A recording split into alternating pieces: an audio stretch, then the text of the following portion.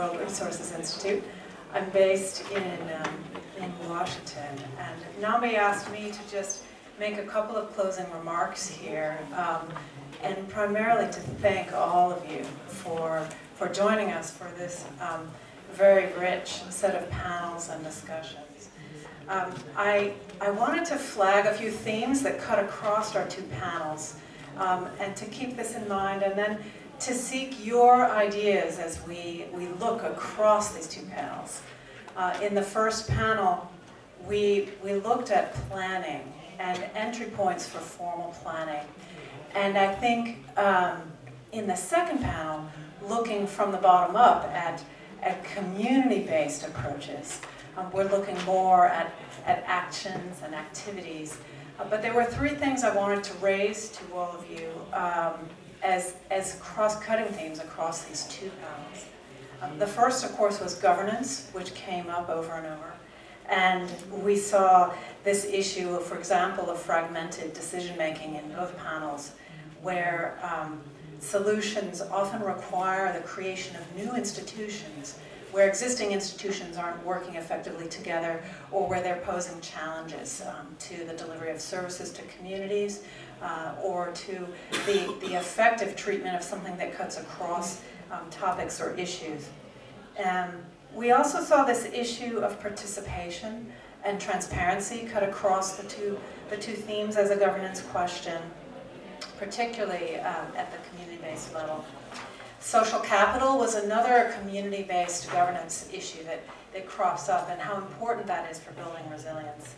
And then, of course, the questions of equity and of politics that we see as governance issues across the two panels.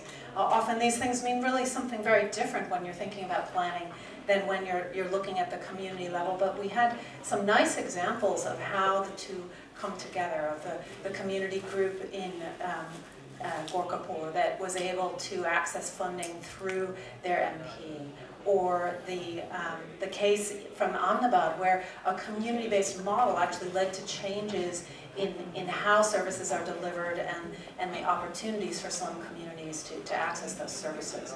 So I think we have a couple of examples of how that community level governance and the planning level governance are intersecting, and over time can be complementary. The other theme that really runs across our two panels is around information and evidence. And in the first panel, there was this issue of social evidence, of social science and natural science, and how do you bring a more scientific evidence base to the planning process and to the building of resilience. In the second panel, this is about community-based evidence. It's about community-based vulnerability assessments. It's about what Aditi called the barefoot GIS effort. And one of our challenges across the two panels, I think, is that community-based evidence perhaps isn't utilized as much as it could be in formal planning processes, and there's real challenges around legitimacy of that information. Meanwhile, there's the challenge of communities getting access to the formal information. Jessica's proposed solution was making consultants' information just publicly available, that everyone should have access to that. And there's a lot of challenges in making that happen, but what would happen if communities had the same information as consultants have? And I think that's an interesting question for all of us. A topic that got touched on by both panels, but perhaps deserves more treatment, is the communication of information and evidence, and how do you get not only formal access and legal right to information, but how do you get that information in a format that really works? Whether that's an interdisciplinary format that can facilitate resilience across boundaries, or whether that's in a format that is really relevant to them, so they don't have to dig through large amounts of data and evidence. The final theme across the two panels, and I think this is where the divergence perhaps in the two panels is most stark, and where I hope there will be really compelling conversations over lunch amongst all of you who are able to hear both of these panels. And that's the question of taking action. How do we move from governance systems to information and evidence to real powerful change and action. And at the community level, we saw a profound part of this action agenda being a capacity building agenda. That there's a real need to build capacity of people so they can take effective action.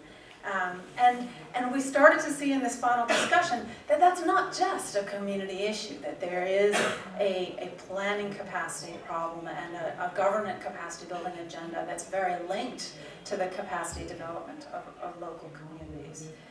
This isn't just a training question, this is an institutional capacity development question, and I think there was one comment on the second panel around how that really needs to involve the private sector as well. It's not just a governmental issue.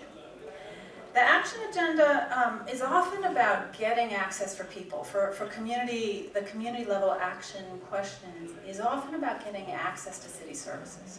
And the example of how in Ahmedabad, Seva has run into situations where women are trying to get services that require them to manage 39 different offices in 6 government departments, and it's just it's really not a small issue in terms of the kinds of change we really need to see on the ground. The action agenda has a lot of infrastructure discussions associated with it. The question of dams, the question of drains, the question of roofs on slum houses, and having housing that is resistant to growing heat waves.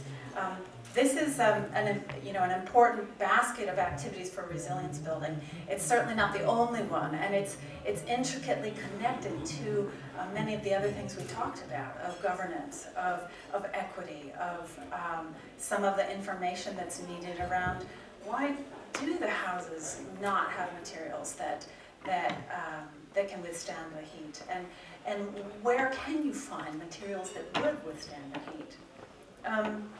So, as we move forward towards the kind of action that I think everyone wants to see, there's a project agenda and there's a finance agenda, but there's also an agenda that cuts across this planning agenda and the community-based development agenda. And we heard in the final panel how trust is often one of the most important factors in getting that to many communities. Takes a different set of resources and a set of partnerships and collaboration that we don't often see. So the question I'd like to leave the audience with, and then I believe it's lunchtime, so we can continue our discussion while we eat.